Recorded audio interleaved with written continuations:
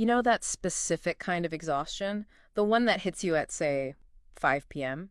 Hmm. I'm talking about I ran a marathon tired or like I dug a ditch tired. I mean that hollow, vibrating feeling Right. where you haven't moved from your desk all day, but you feel like you've been fighting a bear. The cognitive load of just existing. Exactly. It's that feeling of having spent 8 hours just managing your face, filtering your words, suppressing annoyance, forcing enthusiasm. And we wear that exhaustion like it's a badge of honor. We do. We look at it and we say, man, I have great self-control. That's the modern virtue, right? Yeah. We equate holding it together with actually being together. Yeah. But usually, if you have to use that much strength just to hold the pieces in place, it's a sign that the structure itself is, well, it's unstable.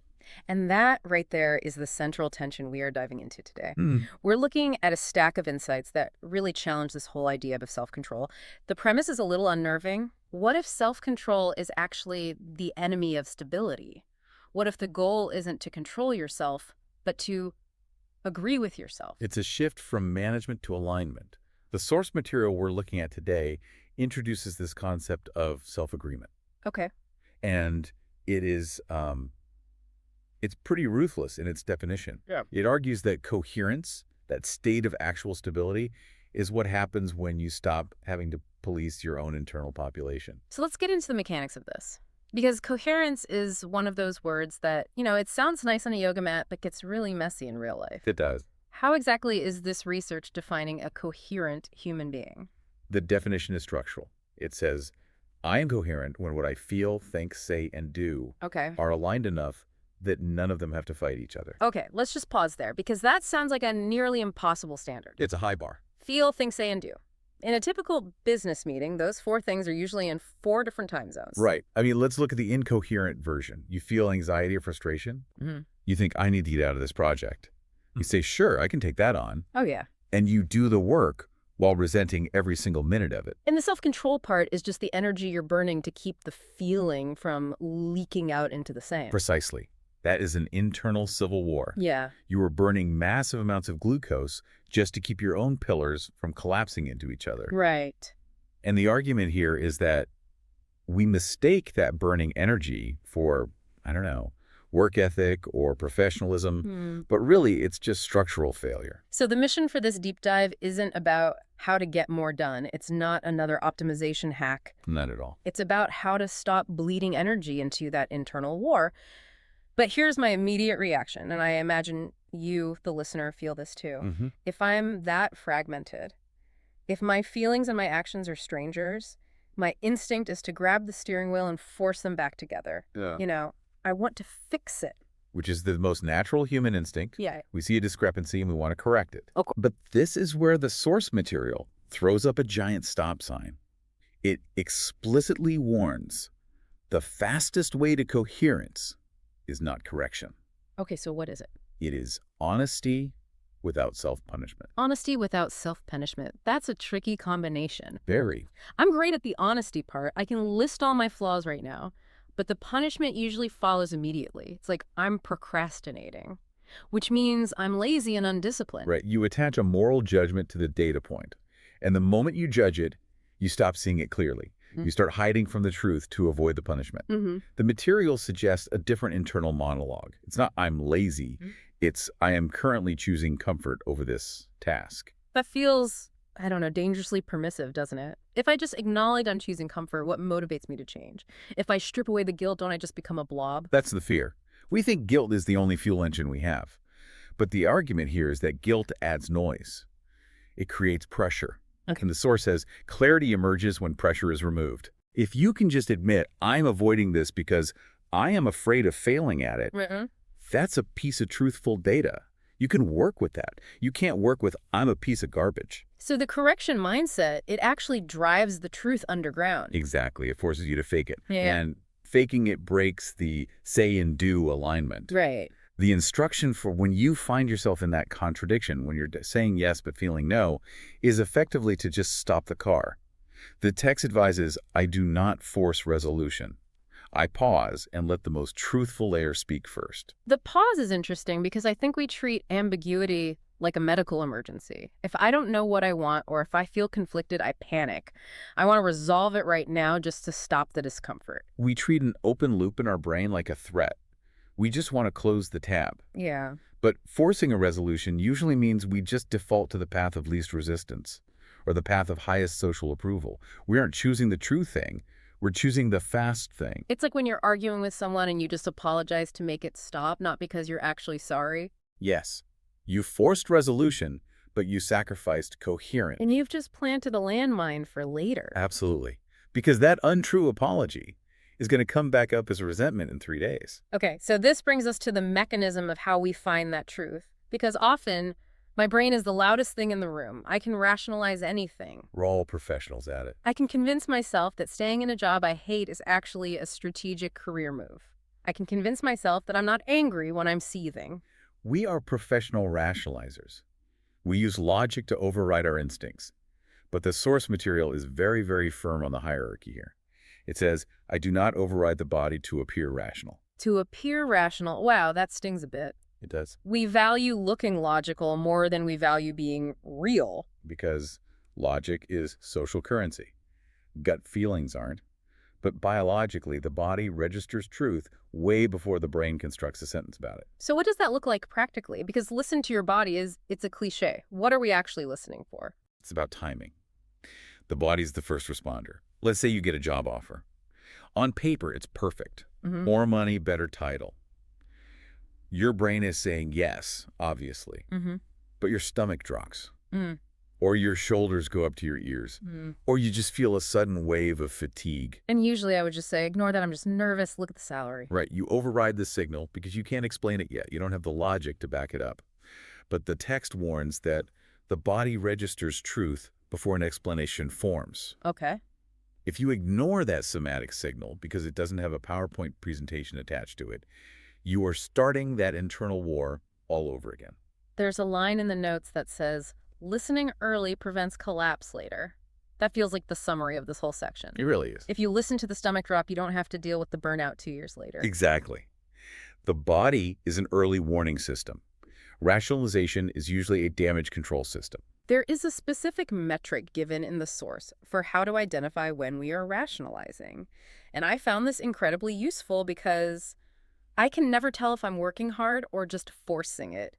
I know the one you mean. The metric is, if something requires justification to maintain, it is already unstable. It's such a powerful razor. Think about a decision you've made recently. Are you constantly acting as its defense attorney? But play devil's advocate with me here. Doesn't everything worthwhile require some maintenance? Like, marriage takes work. Building a business takes work. For sure. If I have to remind myself this is worth it during the hard times, is that justification? I think that's the crucial distinction. Work is effort applied to a task. Justification is a story applied to a doubt. Oh, that's good. If you were digging a ditch, that's work. Yeah. If you were standing in the ditch, explaining to yourself why digging ditches is actually your life's passion and you're so lucky to be in this muddy hole, that's justification. The energy of doing versus the energy of convincing. Truth usually just is. It has a weight to it. It doesn't need you to prop it up with arguments. If you have to resell yourself on your own life every morning, the foundation is cracked. That bleeds right into speech, doesn't it? Yeah. We use words to prop up those cracked foundations. We overpromise. Agree to things we don't want to do. The source gives a very simple rule for speech here. Which is? Coherence improves when I speak only what I can stand behind tomorrow. Tomorrow is the key word there. It is. In the moment, I might say yes, because I want you to like me, or I might say I'll have that done by Friday because I want to look competent. But tomorrow, when I have to actually do the thing, I'm going to hate myself, I'm going to be resentful. That gap between the now self, who wants approval, and the future self, who has to pay the bill, that's where we lose our integrity. So we've talked about the internal landscape, the body, the mind, the mouth. But we don't live in a vacuum. I can be totally committed to self-agreement while I'm sitting in my car, but the second I walk into the office or my house with 3 kids, the chaos starts. How do we maintain this alignment when the world is screaming at us? This brings us to the problem of input. You cannot have internal agreement if you are drowning in external noise. The source is pretty blunt about it. Yeah. I reduce noise before I seek answers. Which is the total opposite of what we usually do. When I'm confused or stressed, I go into the noise. I start Googling. I poll my friends. I doom scroll. You look for the answer out there. Exactly. We try to find clarity by adding more data, but the text argues that too much input fragments attention. You literally cannot hear the self you are trying to agree with if you are processing 1,000 inputs a minute. Right. Silence isn't just a relaxation technique. It's a diagnostic tool. It's like trying to tune a guitar at a rock concert. You have to step outside to hear the string. And that stepping outside requires boundaries. But, and this is a nuance I really appreciate in this material, it redefines what a boundary actually is. Yeah, I stopped on this part too. I usually think of a boundary as a wall. You stay there, I stay here. It's, a defensive structure. That's the common view. But the source frames boundaries as definition. It says, boundaries create coherence not by separation, but by definition. Okay, give me a concrete example of the difference. What does a defensive boundary look like versus a definitional one? Okay, let's take a relationship example. A friend is in crisis. Maybe they're always in crisis. We all have one. A defensive boundary is saying, I can't talk to you, you're draining me, and putting up a wall. It protects you, but it severs the connection. And it usually makes you feel guilty. Right. A definitional boundary is internal. It's knowing where I end and you begin. The quote is, when I know where I end, I can relate without distortion. So I can sit with you in your crisis, I can listen, but I don't absorb your panic. I know that your chaos is not my chaos. I am defined. So I'm not drowning with you. I'm standing on the shore throwing you a rope. Exactly. You can't save anyone if you're both treading water. That definition actually allows you to be more present, not less. You aren't scared of losing yourself, so you don't have to push people away. That connects to another impossible juggling act. Priorities. The source has this phrase about multitasking values that felt like a personal attack on me. I do not multitask my values. I try to do this every single day. I want to be the hyper-productive CEO and the incredibly present, chilled-out parent and the wild, spontaneous friend all on the same Tuesday afternoon. And the result is that you are mediocre at all of them and exhausted by 8 p.m. Harsh but true. The source states, when priorities conflict, coherence breaks. You cannot value efficiency and connection in the exact same moment. Right. Efficiency requires speed. Connection requires slowness. If you try to do both, you are fighting yourself. So what's the fix? Because I can't just quit my job to be a parent, and I can't stop parenting to work. I have to do both. You do both, but serially, not simultaneously.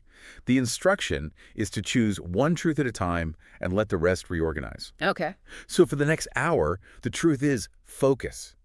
You ignore the phone, you ignore the guilt of not being available, then at 6 p.m. the truth is present.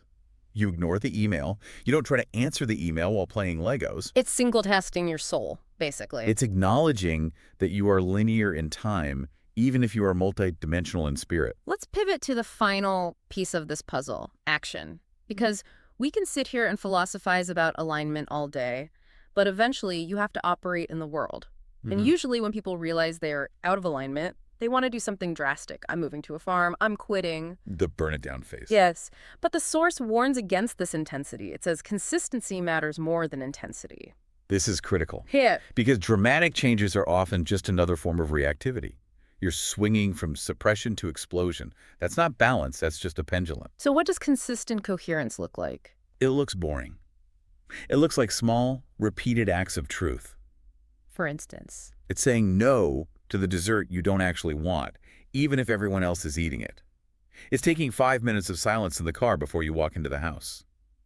The source says, small aligned actions stabilize reality faster than dramatic effort. It's building trust with yourself. Exactly. If you keep blowing up your life, you don't trust yourself. Yeah. If you just make small promises and keep them, the stability grows. Right. Now, there is one specific action regarding other people that is probably the hardest pill to swallow in this entire deep dive. Oh, I know exactly which one you mean. The stop explaining rule. I stop explaining myself to people who are not listening. This one is painful because I have this deep-seated belief that if I just explain it better, if I find the perfect analogy, the perfect slide deck back, you will understand me. And if they understand you, they'll validate you. Right. We use explanation as a bid for connection. But the source frames it as an energy leak. Explanation drains coherence when there is no receptivity. When there is no receptivity, that's the key variable. If the other person is committed to misunderstanding you, or if they just don't have the capacity to hear it, your explanation isn't bridging a gap. It's just draining your battery. You're pouring water into a bucket with a hole in it. You are. And the more you explain, the more you start to feel crazy. You start questioning Yeah. your own reality because they aren't getting it. Yeah, that's the danger. When you over-explain, you are essentially asking the other person to vote on your truth. You're saying, is this valid? Do you agree? If you stop explaining, you are saying, this is valid because I live it.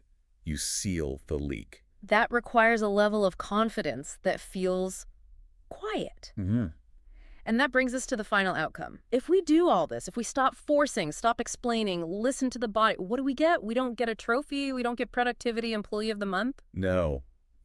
The result, according to the source, is confidence without performance. Confidence without performance. I love that. Most of what we call confidence is actually performance. It's loud. It's, look at me. But coherence is just stability.